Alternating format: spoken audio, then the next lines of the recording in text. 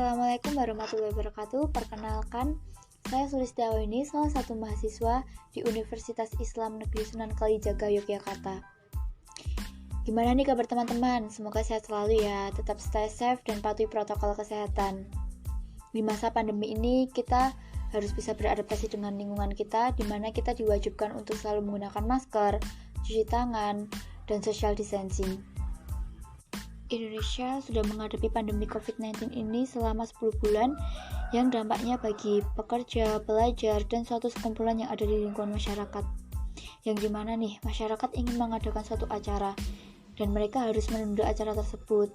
Bagi pelajar pun mereka harus bertatap muka dengan dosen, guru, dan teman-teman mereka, tetapi harus dilakukan secara daring atau online. Bagi pekerja, dampak COVID-19 ini melumpuhkan bagi sebagian pekerja, yaitu penghasilannya mereka menurun, sebagian dari mereka ada yang di PHK, dan sulit untuk mencari lapang pekerjaan di masa pandemi ini. Di sini saya kedatangan tamu, salah satu aktivis relawan kemanusiaan yang ada di desa saya. Boleh nih masnya untuk menyapa para pendengar terlebih dahulu. Jadi kalau nama saya sendiri Andi Priyono, dari komunitas Zuba Rescue di bawah naungan Pondok Takmirul Islam. Jadi kalau kita sendiri pada base-nya yaitu untuk pertolongan dan penanggulangan, itu aja. Selebihnya nanti bisa ditanyakan secara langsung bagaimana dan seperti apa. Kalau kegiatan pada saat COVID ini apa aja, Mas? Kalau pada saat COVID ini, awal mula kita masuk ke dalam pandemi, itu kita termasuk penyemprotan disinfektan di beberapa wilayah Solo, terutama pada lingkup kita sendiri, pondok, fasilitas yang utama adalah fasilitas umum dan daerah-daerah yang di tempat situ terkena ada pasien COVID-19. Kalau di lingkungan sekitar sini nggak ada yang kena COVID-19 ya? Untuk bulan Desember ada 2. Ada 2? Ya, di RT 4 dan RT 5 yang kebetulan satu RW dengan kita, jadi kita steril terus. Lalu penanganan COVID-19 bagi penderita yang terkena itu masyarakat melakukan apa gitu loh, Mas? Kalau untuk masyarakat sendiri, untuk lingkup sekitar rumah pasien yang sedang karantina mandiri itu kita mensosialisasikan bahwasanya untuk selalu benar-benar menjaga protokol kesehatan, melakukan 3M, dan juga kita tidak hanya mensosialisasikan, kita juga membagi masker dan hand sanitizer. Selebihnya untuk kebutuhan pasien yang sedang karantina mandiri tetap disuplai oleh pihak RT sendiri untuk kebutuhan makan dan minumnya dan lain-lainnya secara gotong royong, tapi dikelola oleh RT untuk pemberian makan, minum, dan kebutuhan sekunder. Lalu dana itu dana RT sendiri atau dana dari masyarakat sekitar?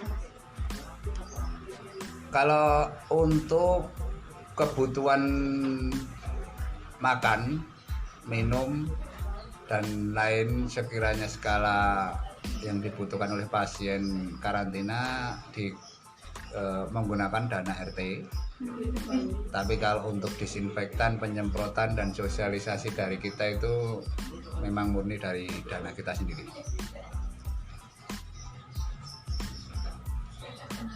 Tapi di lingkungan sekitar sini melakukan lockdown apa melakukan isolasi mandiri kalau yang ada yang terkena kayak gitu, Mas?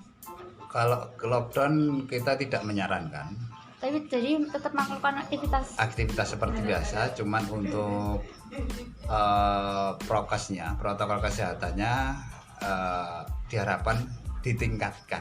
Yang dulu mungkin pada dasarnya itu mencuci tangan sehari 3 atau 4 kali, kita tingkatkan menjadi 8 kali dan sesering mungkin.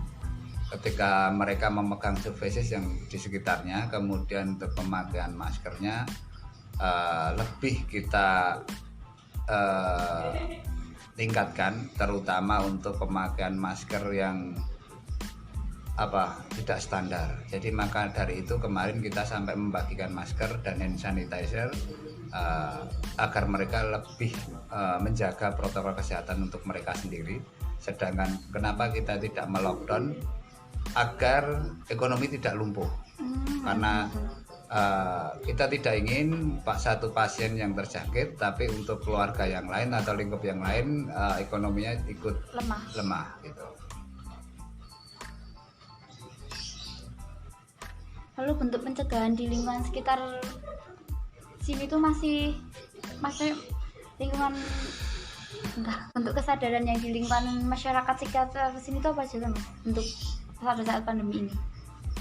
Kita sosialisasikan mereka untuk mempunyai tempat cuci tangan, terutama untuk warga-warga sini yang berjualan atau punya warung. Kemudian kalau untuk seharian kita harapkan mereka begitu keluar rumah selalu menggunakan masker, dan begitu masuk rumah cuci tangan sesegera mungkin. Tapi dilakukan sama masyarakat sekitar atau masih ada yang belum melaksanakan? Ya alhamdulillah sebagian besar melakukan. Jadi cukup terjaga untuk mereka. Hanya beberapa aja itu sudah lumrah. Karena itu tingkat kesadaran mereka sendiri. Tapi gotong royong saat pandemi ini tetap masih terjalin ya Mas? Masih terjalin alhamdulillah. Sebelum ada pandemi tetap juga masih ada. Iya. Ini kan udah mencakup semua kan Mas? Sebelum penutupan ada nggak pesan-pesan Mas buat yang saat pandemi ini buat yang dengerin ini? Pandemi ini kan percaya tidak percaya. Iya benar. Percaya tidak percaya. Ada yang beberapa mungkin orang nggak percaya akan pandemi ini, tapi ada beberapa orang pula itu yang memang benar-benar meyakini dan sampai takut akan berlebihan. Itu menjadi sindrom. Saya harapkan kalau masalah untuk pandemi ini pada intinya itu kita itu diajarkan untuk akan kebersihan, bahwa kebersihan itu sebagian dari iman. Itu tidak ada salahnya, dan kalau kita melaksanakan itu adalah sunnah. Dan untuk melaksanakan protokol kesehatan atau 3M itu kan alangkah lebih baik kita lakukan ini pandemi atau tidak, itu kita lakukan itu akan jauh lebih baik untuk diri kita sendiri dan orang sekitar. Tentang ini semua kembali kepada pola hidup kesehatan. Dan juga kalau 3M ini tidak terlalu banyak menggunakan uang. Cuci tangan, menjaga jarak, menggunakan masker, itu tidak terlalu banyak mengeluarkan uang. Dan itu juga demi kita juga. Jadi alangkah baiknya, percaya atau tidak percaya, yakin atau tidak yakin akan pandemi ini, kita melakukan 3M atau protokol kesehatan itu akan lebih baik, karena kesehatan itu juga harus dijaga. Makasih ya Mas sebelumnya. Mohon maaf sudah mengganggu waktu Masnya juga. Wassalamualaikum warahmatullahi wabarakatuh.